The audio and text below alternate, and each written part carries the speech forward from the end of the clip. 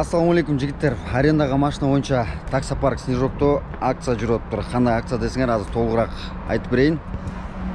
Карап тургула машиналардын. Эгерде өзүңөр жалгыз эмес, досуңарды ээрчитип келсеңер, экөөңөр келсеңер, машиналардын баасы, билесиңер, бул Volkswagen Polo 1800дөн болуп аткан, силерге 1600дөн болот.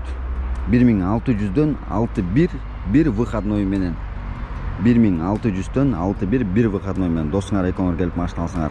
Эгерде биякта иштеп жүргөн, Снежок таксопаркта иштеп жүргөн эле балдар болсо, эгер тааныштарыңарды алып келсеңер, силерге 1000 рубль балансыңарга салып берет, же болбосо наличка колуңарга берет. Анан кийин машиналар боюнча бир сыра көргөзүп берейин. Буга чейин деле көргөн Volkswagen Polo, Skoda Rapid 2019 жылга чейинкилери 1800дөн 61 график менен. Аренда 1700дөн 100 рубль страховкага кетет, билесиңер. Уже жаттап деле калдыңар го дейм. Эгерде жак алам десеңер, 2800дөн тоже 61 выходной менен. Жактардын мына катар менен турат. Экономго машина көп. Мисалы 2019дар, 2020лар. 2020ларга деле баасы бирдей эле 1800дөн. Анан кийин жана акция боюнча түшүнбөй калсаңар, дайыр жол айтайын. 2 адам болуп келсеңер, 2 киши болуп келсеңер, досуңарды ээрчитипи же бир таанышыңарды ээрчитип келсеңер, баасы 1600дөн болот. График 61 менен. Ошондой эле эгерде 2019 эмес жаңырактарын айдайм десеңер, мына бул жакта жаңылар тизилип турат Volkswagen Polo'нун. Комплектациялары кызыктуу болуп атса, комплектациялары мынакей. Обычный стандарт.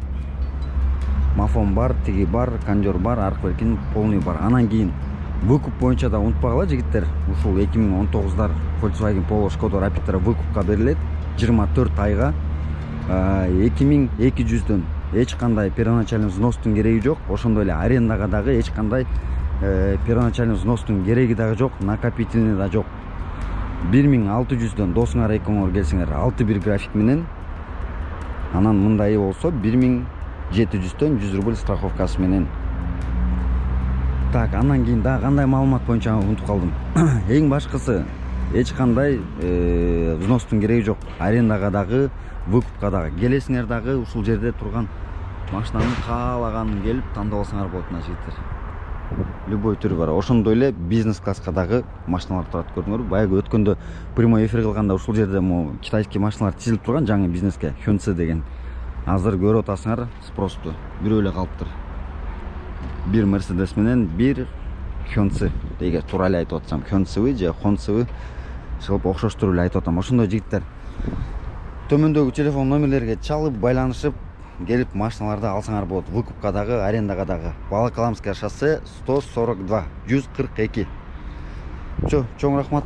Ассаламу алейкум жигиттер. Кандайсыңар? Кайсы каналдан көрүп атасыңар билбейм. Өзүмдүн каналым взлом болуп, вообще доступ восстановление кыла албай атам да. Анан кийин азыр оюмда жаңы канал ачып, ошол каналга тартып атам. Бирок берки каналга доступ ачылып калып, азыр бир балдар ошол каналдын үстүндө эметип атышат, доступ восстановление кылган боюнчачы иштеп атышат. Эгерде восстановление кылып калсак, анда обычный эле өзүмдүн каналыман көрүп атасыңар. Ошентсе деле тиги каналдан болобу, бул каналдан болобу, баарыңарга жалпы чоң салам. Көптөн бери көрүшө элекпиз, ошол аккаунт взлом болуп калып, бүгүн экинчи күн болот. Эки күндөн бери ошо доступту восстановление кылып иштеп атам. Анан кийин болобу болбойбу деп азыр жаңы канал ачкан атам. Ошондой жаңылыктар. Эмне болуп взлом болуп кетти билбейм, өзүм да түшүнбөй калдым. Ойгонуп турсам эле почтам 3 телефондо болчу, 3 телефондон тең почта чыгып кетип, анан кийин почтаны восстановление кылсам, уже менин каналым башка почтага привязан болуп калыптыр. Кыргызстандан кириптир. Эмеле келип атат да, Google'дан сообщение. Ошол менен ушундай жаңылыктар болду. Ошондуктан жаңы канал ачып, жаңы мени көрүп аткандар болсо чоң салам.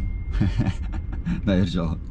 Ошол бүгүн кичине ойдо тарта турган видеолорум бар болчу. Ошолордун баарын киргизейин деп турсам, канал менен кичине ушундай проблема болуп калып, анан жаңы каналга киргизейин деген ой менен тартып атам. Билесиңер, паркта розыгрыш болгон. Розыгрыштын жыйынтыгы чыгып, Нурлан деген байке утуп алган. 100 миңди 480 миң менен жаап бир айда.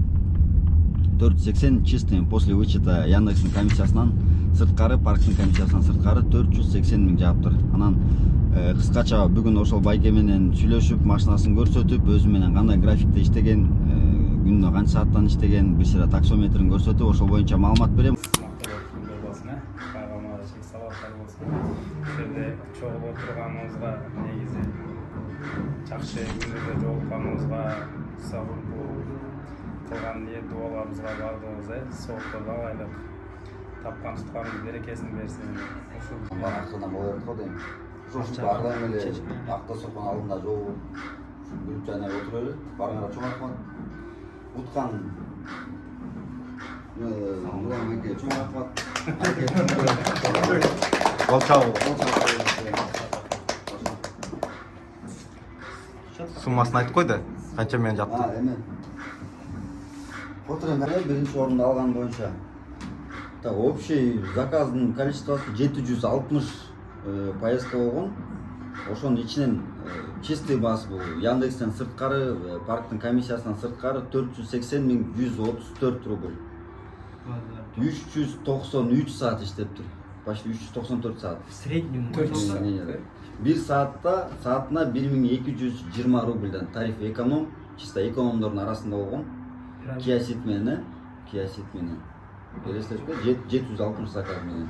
Бизнестердики 1080 сом. Анан кийин бакта баягы экономдор 460 мен биринчи жолу болуп атам да 480дечи. Деп анан мындай ишенбей эметип кетейин десең, биякта мисалы экинчи орундук бар да. 362 заказ менен. 362 заказ. Биякта 760 болуп коет. 362 заказ менен 433.878 рубль жапкан. Экинчи орунда. Ал эми үчүнчү орунда болсо 651 заказ менен Дишат 651 заказ менен 405.886 рубль жабылды. Биякта 3 эко бирөө минимум болсо 2 эконом. Суммасы 400 аны айтып кой. 405 миң. 405 миң менен. Үчүнчү орунда 405.886 менен 651 заказ менен. Биактыкы 760 болса, биактыкы 651 заказ менен. Бирок көп деле кеп кармап алыптырсың, бирок брат. Подряд эле брат нурган экен. Ситтеле көп чарчатпайт бирок негизи.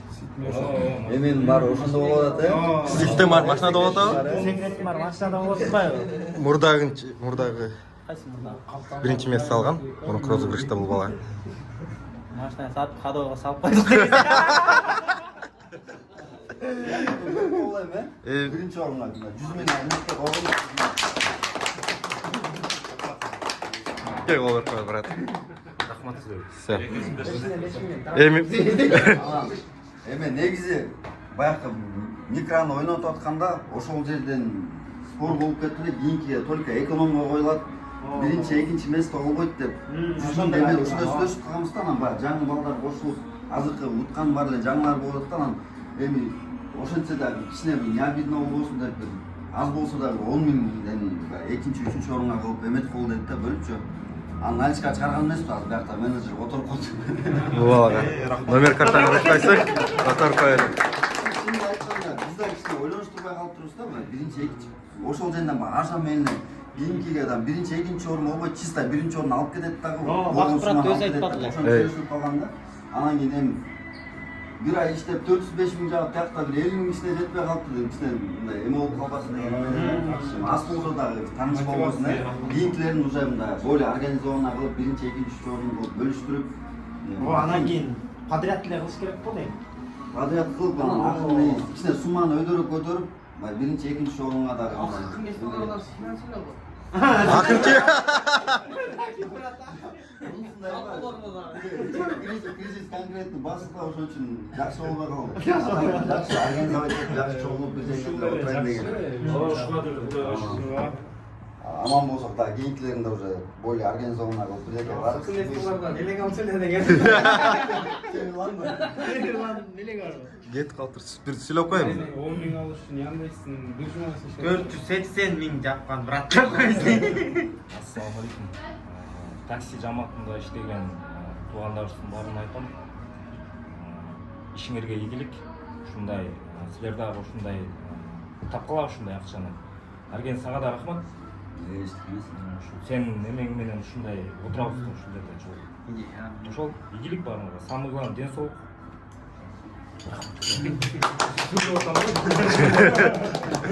100 миң алыш оңойбу? Сапровождать етіп кетелі ме ақыры үйге жеткісі жоқ қылып қалға как раз келді Kia Ceed менен так биринчи бир сыра машинаны көргөзүп берейин Kia Ceed экен хэтчбэк обычный эле универсал эмес мындай болгон эле дискада чек жеген экономичный Kia Ceed'тер экен кадрды үзбөй эле сразу уланып кетейин братан Сразу эле бер.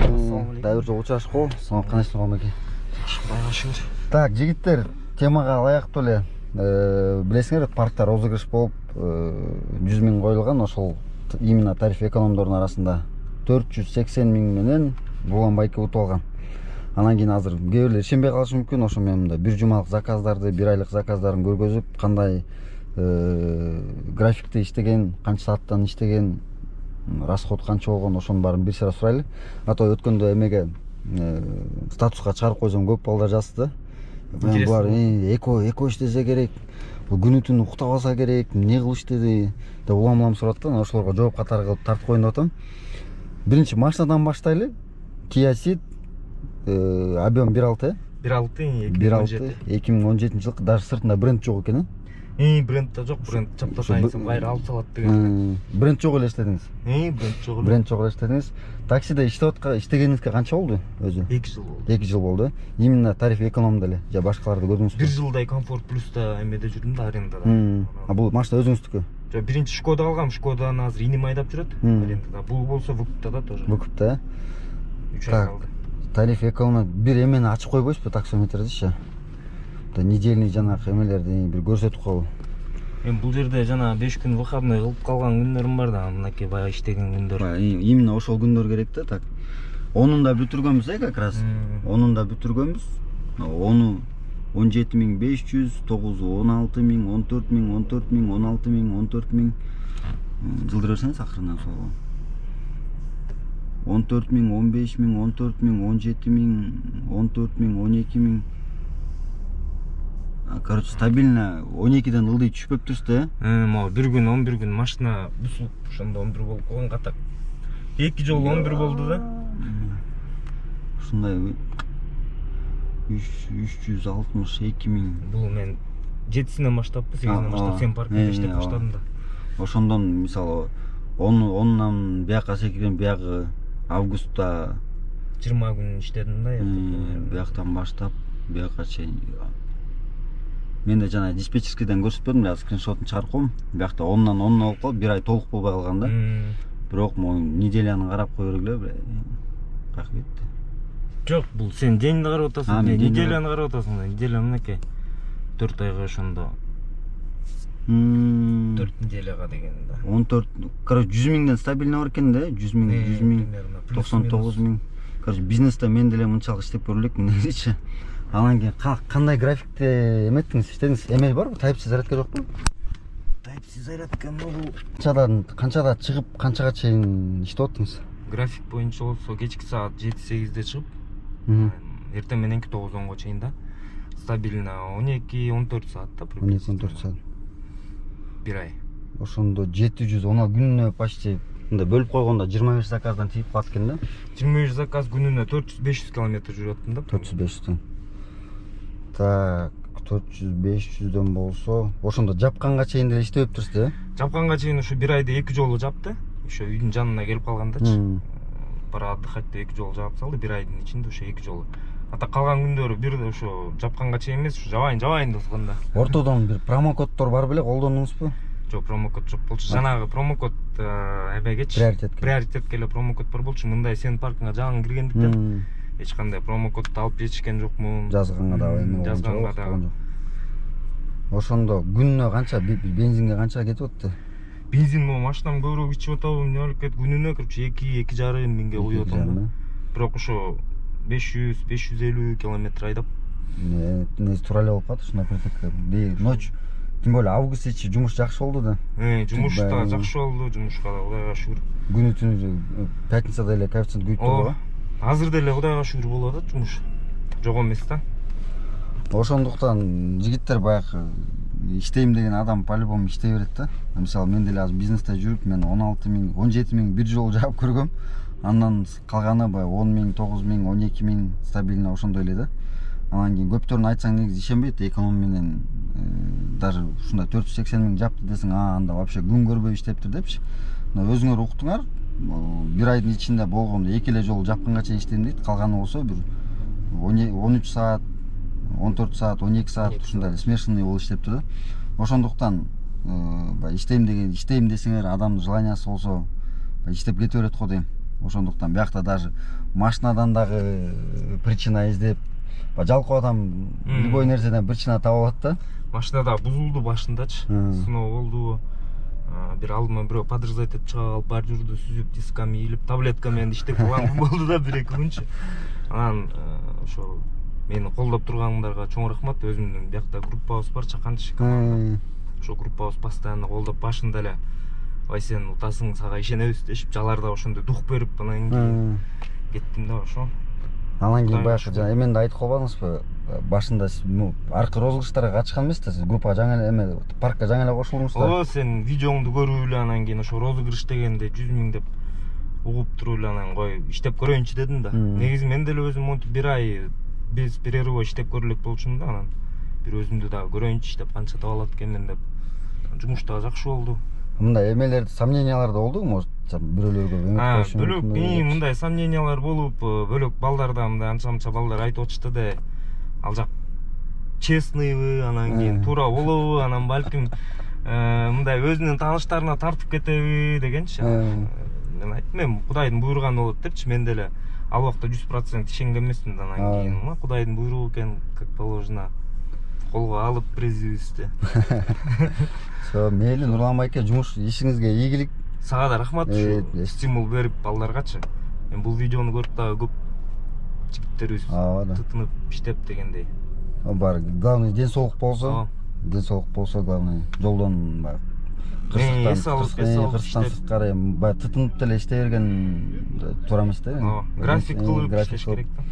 Чоткий бир 12 саатка график коюп иштесем, баягы 480 жаппаса да хотя бы күнүнө 10 000ден стабильный кылып жаап турса деле ошол деле 10 000ден жапса болот да. Экономго өтө сонун го дейм, 10 000ден жапса.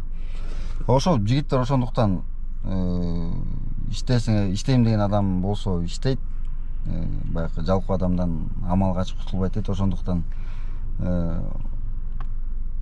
сурап аткандарга жооп тартып, өткөндө баягы балдар болуп чогулуп розыгрыштын приздерди берип атканда тартылбай калган, анан кийин жана статуска чыгаргандан көп балдар жазгандан кийин ушу тартып көрсөтүп койгонго туура көрдүм да. Ошондуктан ассаламу алейкум. Барыңарга ийгилик жигиттер. Чоң рахмат.